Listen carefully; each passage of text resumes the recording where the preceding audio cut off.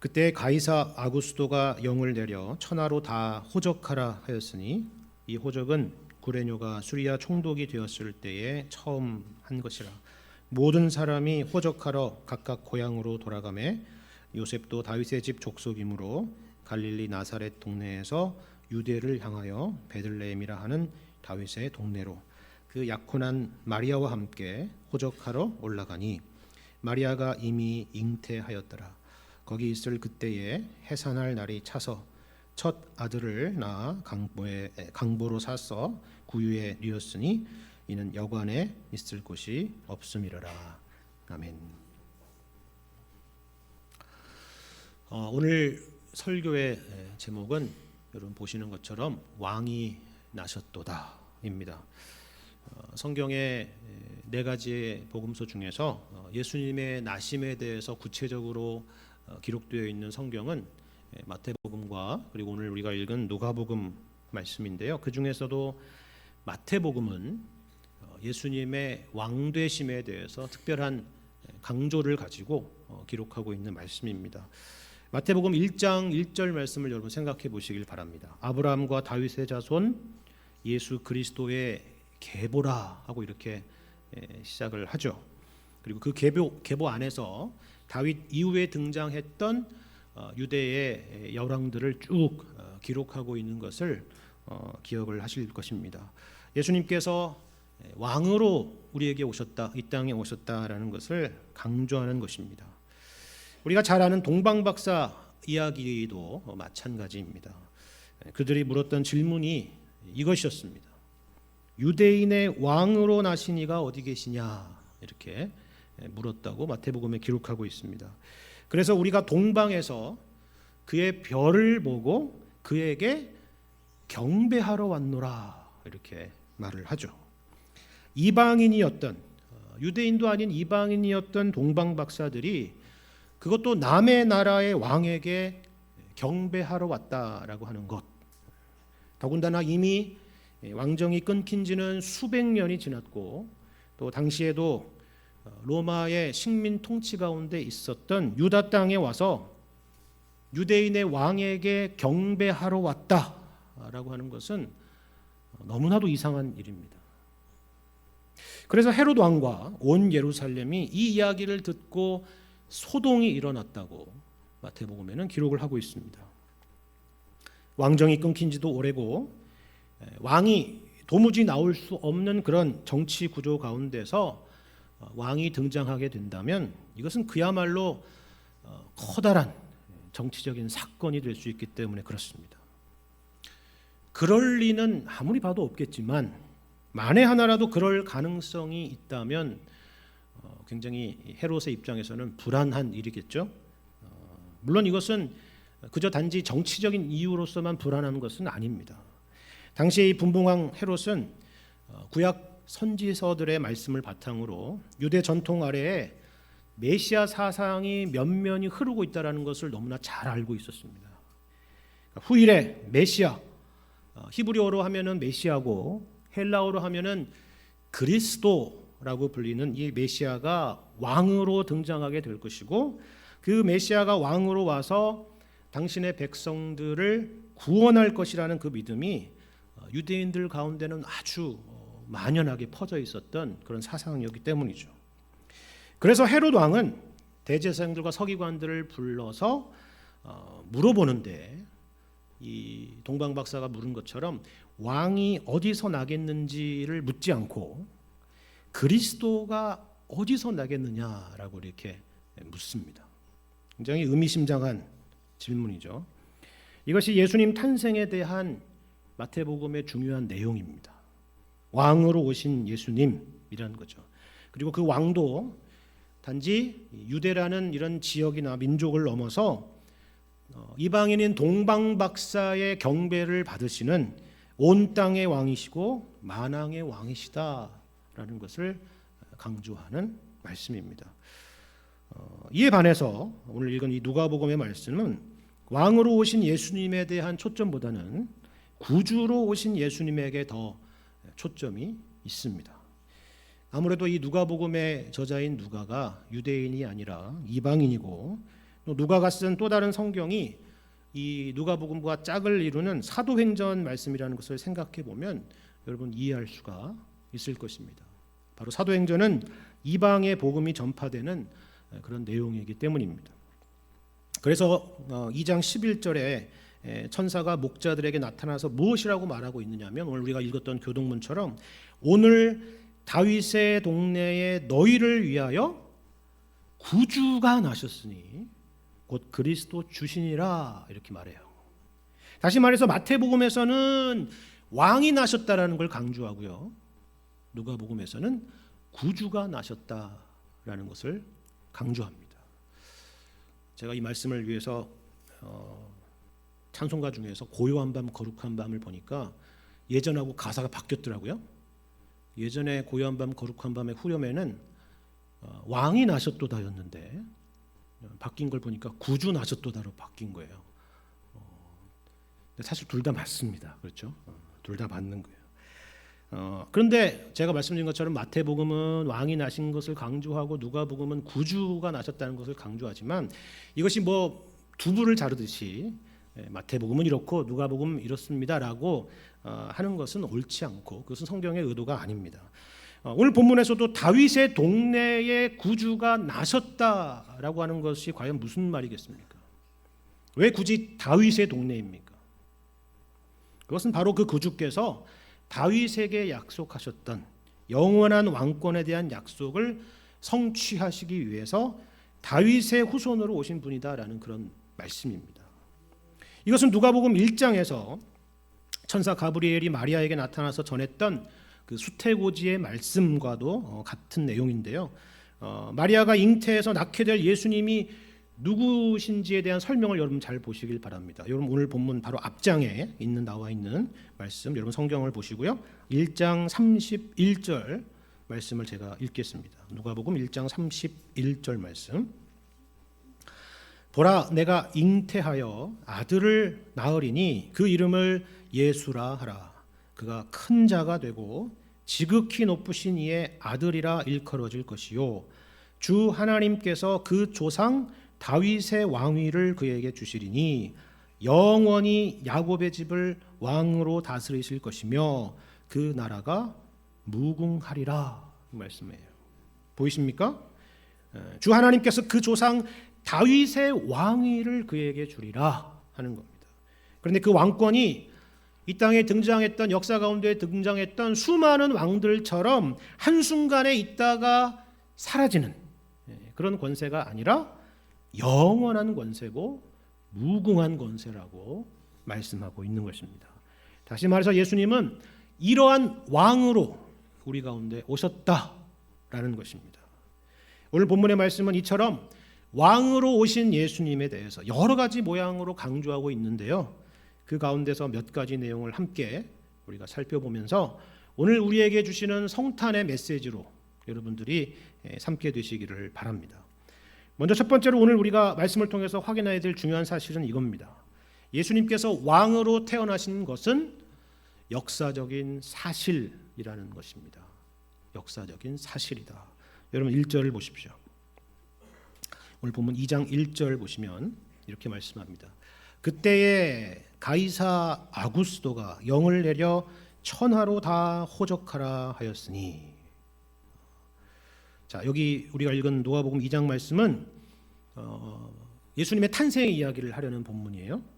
그런데 그 말씀을 시작하는 내용이 어떻게 보면 조금 이상하게 느낄 만큼 이 예수님에 대한 이야기가 아니라 로마의 최초의 황제였던 가이사 아구스도의 명령으로 시작한다 하는 겁니다.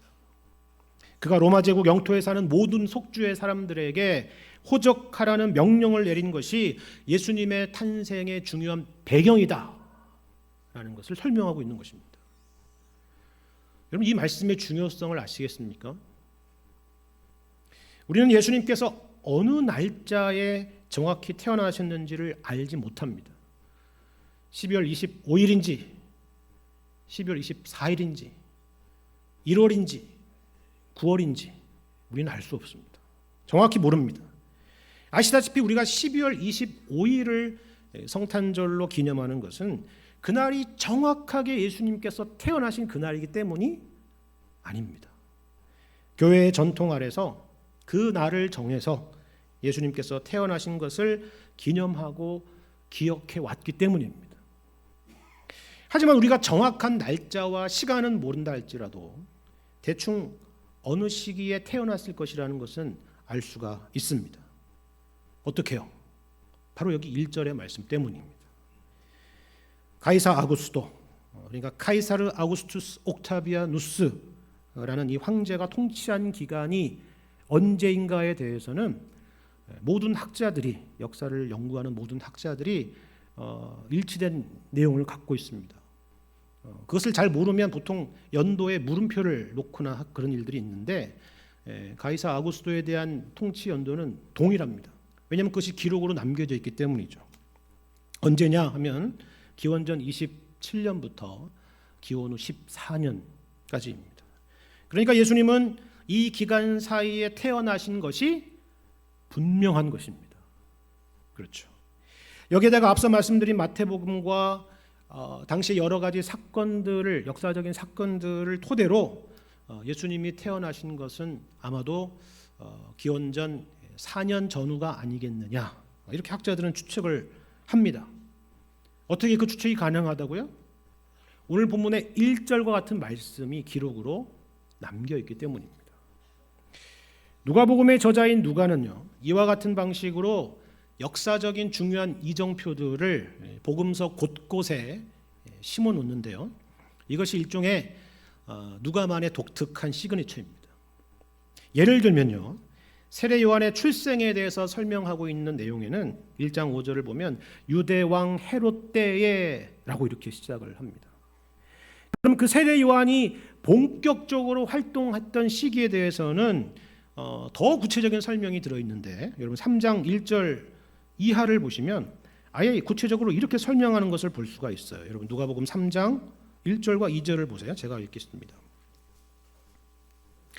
디베료 황제가 통치한 지 15해, 곧 본디오 빌라도가 유대의 총독으로, 헤롯이 갈릴리의 분봉왕으로, 그 동생 빌립이 이두레와 드라고니 지방의 분봉왕으로, 루사니아가 아빌레네의 분봉왕으로, 안나스와 가야바가 대제사장으로 있을 때에 하나님의 말씀이 빈들에서 사가랴의 아들 요한에게 임한지라. 좀 독특하지 않습니까? 왜 이런 길고 장황한 역사적인 설명이 필요한지 우리는 의아해할 수 있는 그런 말씀이죠. 나중에 여러분 사도행전을 보셔도 마찬가지예요. 이처럼 역사적인 사건들의 이정표들을 누가는 곳곳에 심어 놓았어요.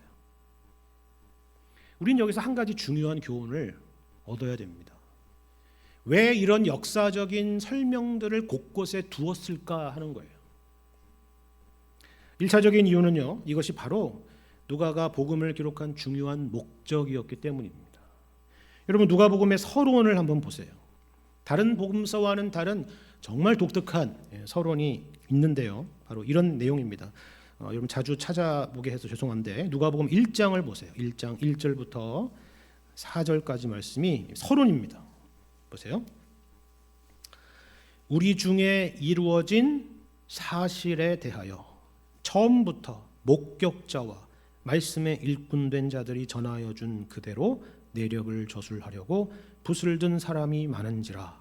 그 모든 일을 근원부터 자세히 미루어 살핀 나도 데오빌로 각하에게 차례대로 써보내는 것이 좋은 줄 알았노니 이런 각하가 알고 있는 바를 더 확실하게 하려 함이로라. 이게 누가복음의 서론이에요. 흥미롭죠? 그럼 복음이란 무엇이냐? 그것은 그저 단순히 신화나 논픽션이나 구전 이야기가 아니라는 것입니다. 쉽게 말해서 옛날 옛적에 라고 시작되는 그런 이야기가 아니라는 것입니다. 우리가 믿는 믿음이라는 것은 허공을 잡는 것이 아니라는 것입니다.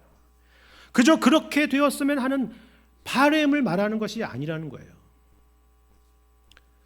크리스마스 시즌만 되면 굉장히 많이 쓰는 단어가 있습니다. wish라는 겁니다. I wish, 그죠? 그렇게 소망한다, 그렇게 바란다 라는 것입니다. 근데 복음은 wish가 아니에요. 여기 보세요. 1절에 나와 있는 것처럼 우리 중에 이루어진 사실에 대하여, 사건에 대하여, 실제에 대하여 라는 것입니다. 그리고 그것이 사실일 때 그것은 우리가 믿든지 안 믿든지와 상관없이 말 그대로 사실이고 또 그렇게 될 수밖에 없는 일이라는 것입니다. 이것이 바로 기독교 신앙이 갖고 있는 아주 중요한 핵심입니다. 제가 예전에도 말씀드렸다시피 다른 종교는 이런 역사성이나 객관성에 대해서 그다지 중요하게 여기지 않아요. 우리는 석가가 언제 태어나서 어디서 태어났는지에 대해서 중요하게 여기지 않습니다. 여러분이 불교를 믿고 있는 사람들을 한번 붙잡고 물어보십시오. 석가가 언제 어디서 태어났습니까? 아마 잘 아는 사람이 거의 없을 겁니다. 오히려 그게 뭐가 그렇게 중요하냐고 이야기를 하겠죠. 왜냐하면 불교는 내가 깨닫는 것이 제일 중요하기 때문입니다. 무함마드가 언제 어떤 일을 했는지도 중요하지 않아요. 왜냐하면 이슬람은 코란이라는 경전에 명령한 대로, 알라가 명령한 대로 그것을 복종하는 것이 더 중요한 것이기 때문입니다. 하지만 기독교 신앙은 역사성이 중요합니다. 왜냐하면 기독교는 깨달음이나 명령에 대한 순종이 구원의 조건이 아니기 때문입니다. 아니, 그럴 수도 없죠. 우리를 죄와 사망으로부터 구원하러 오신 예수님이 진정 하나님의 아들이시고 우리의 구원을 완성하셨는지가 중요한 것입니다.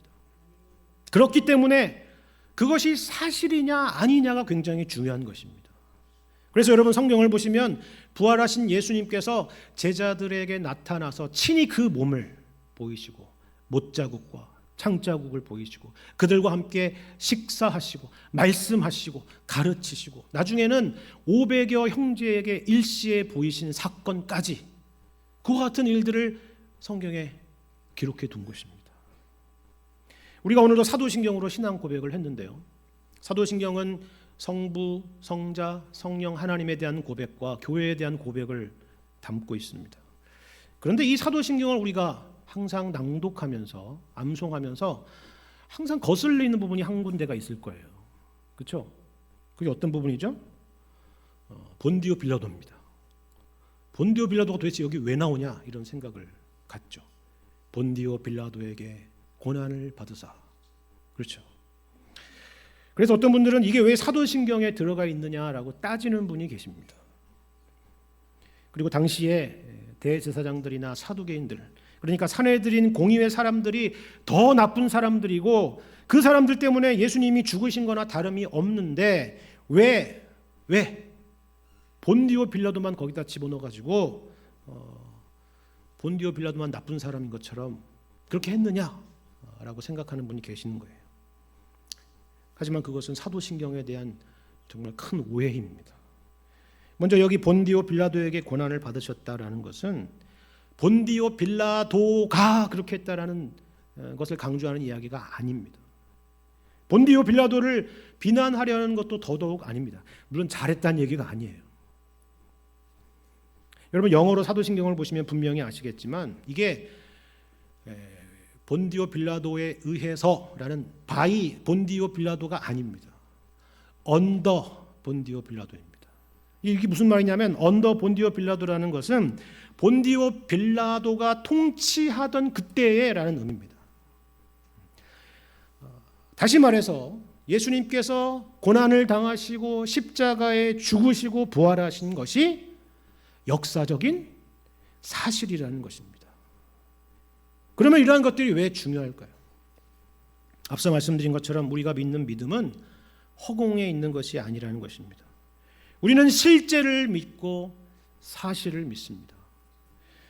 예전에 인생의 끝자락에 계셨던 어떤 어르신과 대화를 나눈 적이 있었습니다. 모든 소망이 끊어지고 이제 죽을 날만 가까웠던 그런 분이셨습니다. 제가 그분에게 천국은 확실히 있고 예수님을 믿으면 천국에 갈 수 있다라고 하는 그런 복음을 전한 적이 있어요. 그때 그 어르신이 저에게 하셨던 말씀이 아직도 기억에 남습니다. 그게 무슨 말이냐면 뭐 특별한 게 아니라 이런 것이에요. 정말 그게 진짜 사실이라고 한다면 나도 정말 믿고 싶다라는 거예요. 그렇습니다. 복음은 사실입니다. 하나님의 아들이신 예수님이 인간의 몸으로 태어나신 것도 사실이고 죽으시고 부활하신 것도 사실입니다. 그것이 성경이 우리에게 말씀하려는 것이에요. 그렇기 때문에 우리는 이 세상에 복음을 전할 때에 과장하거나 왜곡할 필요가 없습니다. 사탕발림의 이야기를 할 필요도 없는 것입니다. 물론 그렇다고 무례해야 된다는 얘기는 절대 아닙니다. 사도행전에 보시면 복음을 전하는 사람들을 누구라고 말하느냐면 증인이라고 얘기합니다. 너희가 내 증인이 되리라 하는 겁니다. 증인이라는 게 누굽니까? 과장하는 사람이 아니죠. 거짓말하는 사람이 아닙니다.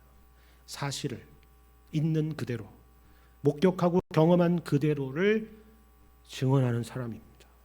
역사적인 사실을 전하는 그런 사람들이죠. 그리고 이러한 역사성이 중요한 또 다른 이유는 그렇기 때문에 복음은 우리가 살고 있는 현실과 동떨어진 것이 아니라는 사실입니다.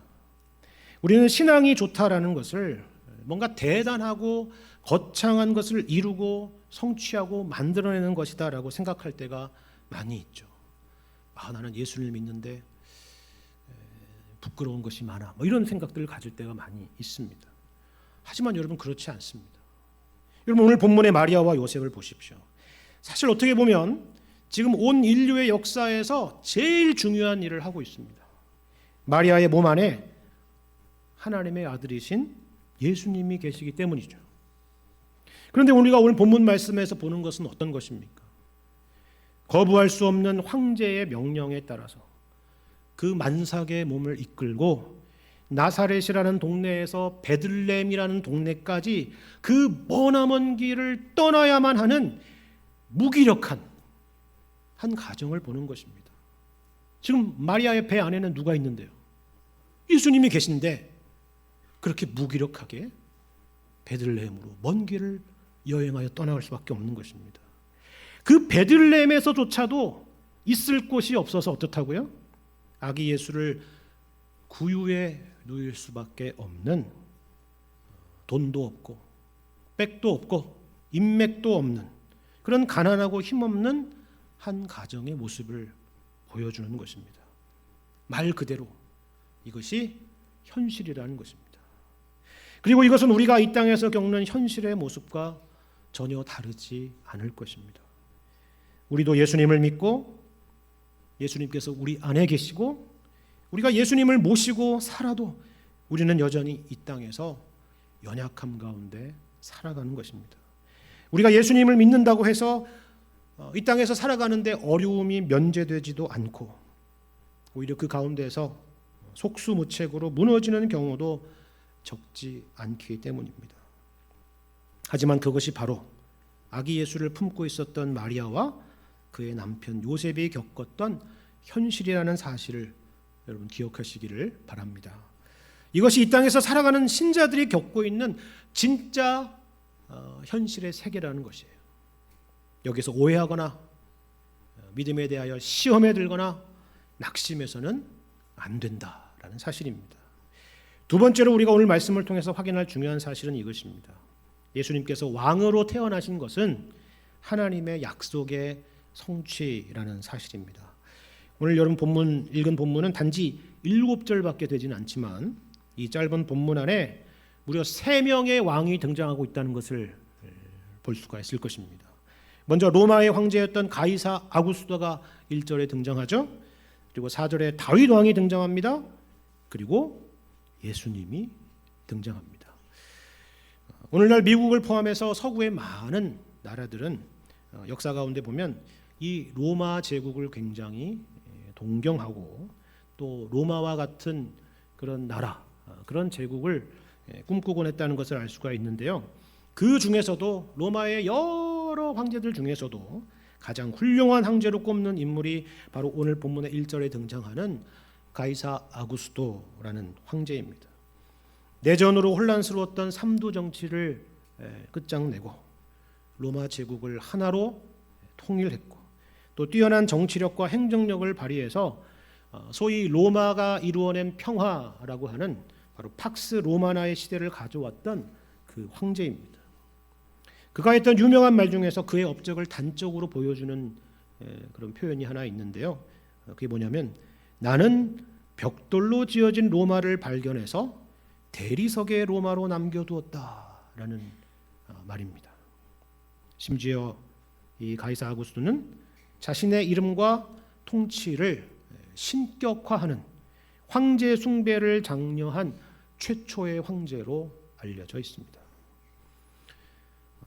이 가이사 아구스토가 죽은 지는 벌써 2000년이 넘었지만 그의 영향력이 오늘날까지 미치고 있는 한 가지 재미있는 증거가 하나 있습니다. 우리는 8월을 영어로 어거스트라고 하는데요. 바로 이 어거스트라는 이름이 오늘 본문의 가이사 아구스토에서 나온 이름이라는 사실입니다. 전쟁이면 전쟁, 정치면 정치, 행정이면 행정, 건설이면 건설, 그 어느 것 하나 빠지지 않았던 역사에서 가장 대단했던 왕 중에 왕이 바로 가이사 아구스토였다라는 사실입니다. 오늘 본문에서도 그의 위세가 얼마나 대단했는지를 단적으로 보여주는 그런 내용이 있습니다. 약간의 과장을 담기는 했지만요, 그것은 엄연한 사실이기도 했습니다. 여러분 1절을 보시면 어떤 명령을 내리나요? 천하로 다 호적하라 이렇게 명령합니다. 여러분 이 땅에 어떤 지도자가 천하로 다 호적하라 이런 명령을 내릴 수가 있겠습니까? 그렇죠. 그러나 가이사 아구스토는 그와 같은 명령을 내릴 만한 사람이었다는 거죠. 그래서 3절을 보시면 어떻게 해요? 모든 사람이 호적하러 각각 고향으로 돌아가는 겁니다. 그의 명령에 따라 천하가 움직이는 그 정도의 왕이었다라는 사실을 보여주는 것이죠. 대단한 왕이죠. 대단한 황제입니다. 하지만 여러분 이 말씀에서 우리는 그 이면을 볼 줄 알아야 됩니다. 지금 가이사 아구스토가 내리는 명령은 호적, 그러니까 센서스, 인구조사입니다. 고대 제국이 인구조사를 하는 이유는 크게 두 가지 이유가 있습니다. 하나는 후일에 전쟁 때 군인으로 징집하기 위해서고요. 또 다른 하나는 세금을 거둬들이기 위한 것입니다. 여기서 유대인들은 군대는 면제되었으니까 세금을 거둬들이기 위한 조치로 지금 이 인구조사를 하는 것이죠. 그 거대한 로마 제국을 운영하고 유지하기 위해서는 돈이 필요하기 때문입니다. 그렇죠. 그러니까 이 가이사 아구스토가 만든 팍스 로마나라고 하는 것은 사람들의 희생과 두려움을 자원 삼아서 유지하는 권력, 그리고 그 힘으로 만드는 평화라는 것입니다. 오늘날에는 가이사 아구스토는 없지만 모든 세상의 권력은 결국 본질적으로 동일한 것입니다. 애굽의 바로나 바벨론의 느부갓네살이나 로마의 가이사 아구스토나 결국 그들의 위대함의 이면에는 이와 같은 어두운 현실이 자리하고 있는 것입니다. 뿐만 아니라 이 세상의 권력은 영원하지 않습니다. 천하를 호령하던 이 가이사 아구스토도 결국 AD 15년에 생을 마감합니다. 사람들은 그를 기념해서 동상도 세우고 신으로 추앙하여 숭배도 했지만 그는 더 이상 이 세상에 없습니다. 그를 신으로 믿는 사람은 더더욱 없죠. 하지만 오늘 본문의 말씀에 등장하는 또 다른 왕, 예수 그리스도는 영원한 왕이십니다. 오늘 보면 4절 하반절에 보시면 베들레헴이라 하는 다윗의 동네로 호적하러 올라갔다라는 말씀이 있습니다. 여기서 다윗을 등장시키는 것은 다른 이유가 아닙니다. 물론 다윗은 유대 역사에 분명 위대한 왕이었습니다. 하지만 우리가 사무엘서 말씀에서 보듯이 그는 완벽한 왕은 아니었습니다. 그리고 다윗의 후대의 왕들도 아주 가끔 의로운 왕들이 등장하기도 했지만 대부분은 실패한 왕들이고, 그리고 다윗 왕조도 마침내 무너지고 만 것입니다. 그런데 여기서 다윗을 등장시키는 이유는 단지 다윗이나 다윗 왕가의 부활을 말하려는 것이 아닙니다. 하나님께서 다윗에게 하셨던 약속을 상기시키려는 것이죠.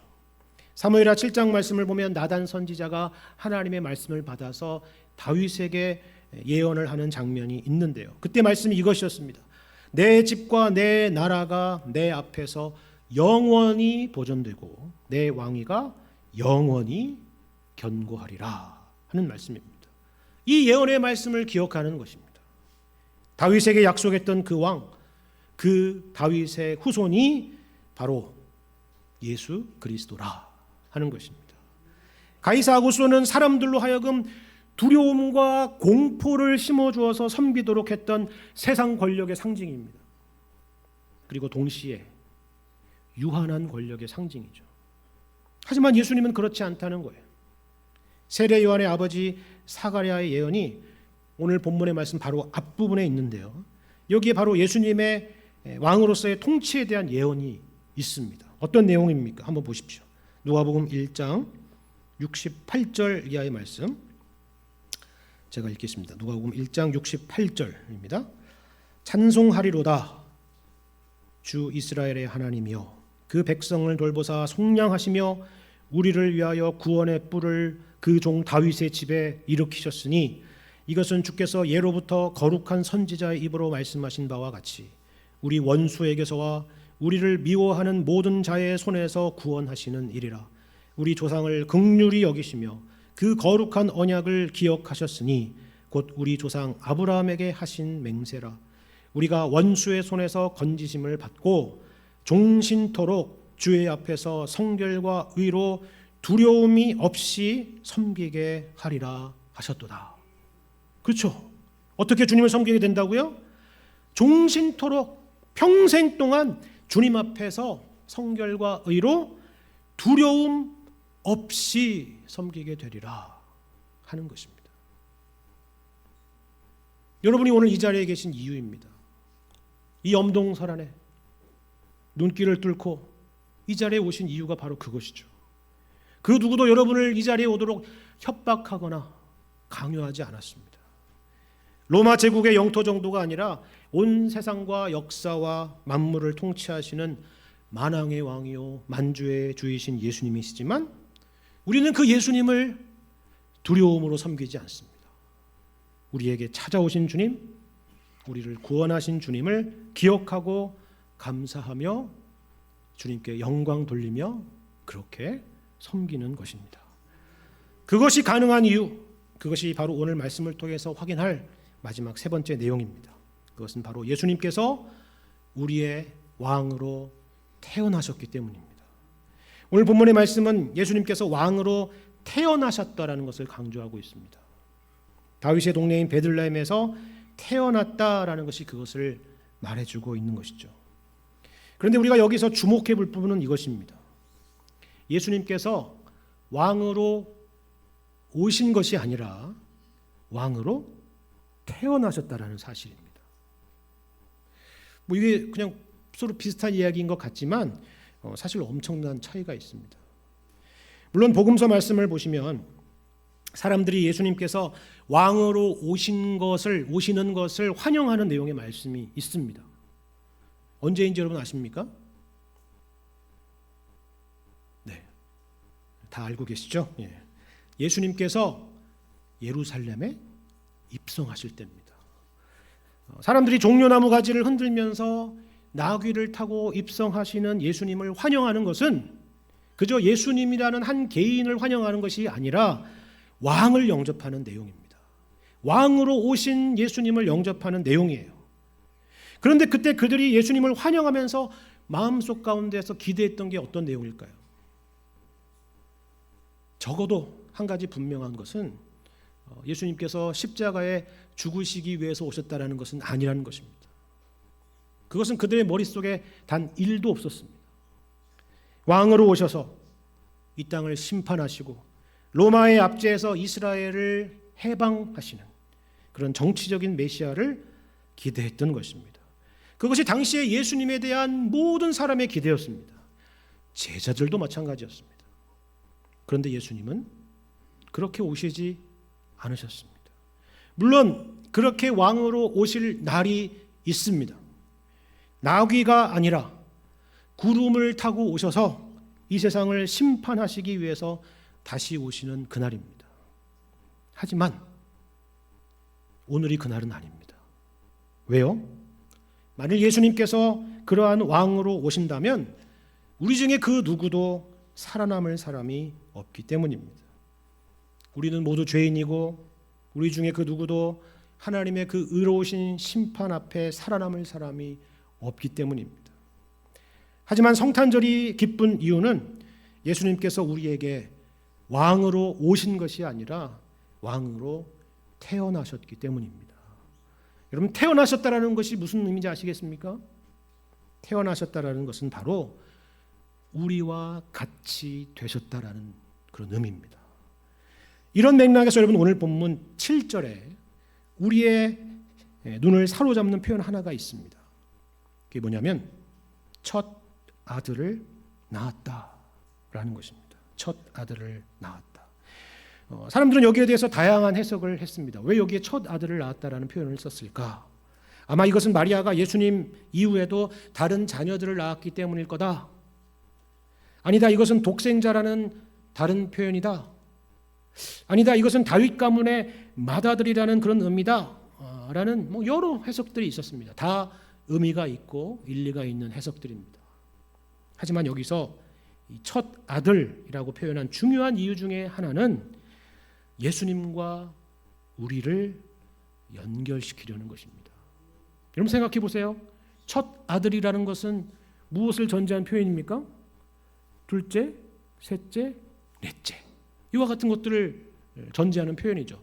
첫 열매라는 것이 두 번째 열매, 세 번째 열매, 그 다음에 열매를 전제하는 표현이듯이 이 첫 아들이 그와 같은 의미인 것입니다. 이것을 잘 보여주는 말씀이 있어요. 로마서 8장 29절을 보면 이렇게 말씀합니다. 하나님이 미리 아신 자들을 또한 그의 아들의 형상을 본받게 하기 위하여 미리 정하셨으니 이는 그로 많은 형제 중에서 맏아들이 되게 하려 하심이니라 라는 말씀이에요. 바로 그것을 암시하는 표현이죠. 하나님의 아들이신 예수님께서 태어나신 것은 우리가 되신 것입니다. 우리는 아담의 후손으로 본질상 진노의 자녀입니다. 죄를 지어서 죄인이 아니라 죄인이기 때문에 죄를 짓는 자들입니다. 우리 안에는 소망이 없습니다. 하지만 우리의 왕이신 예수님께서 우리의 모두의 맏아들로서 죄 없이 태어나셔서 우리가 살아야 될 의로운 삶을 대신 사시고 우리가 죽어야 될 죽음을 대신 죽으신 것입니다. 그리고 부활하셔서 우리를 구원하심으로 우리로 하나님의 자녀가 되게 하셨습니다. 이것을 기억하고 감사하는 날이 크리스마스, 성탄절입니다. 예수님께서 왕으로 이 땅에 태어나셨습니다. 그리고 우리 모두를 위한 맏아들이 되셨습니다. 예수님께서 우리에게 생명의 길을 열어주셨습니다. 이 놀라운 은혜를 기억하시고 이 기쁜 성탄의 계절에 왕이신 우리 예수님을 두려움 없이 섬기시고 찬양하시고 기뻐하시며 주께 영광을 돌리시는 여러분과 제가 되기를 우리 주님의 이름으로 간절히 축원합니다.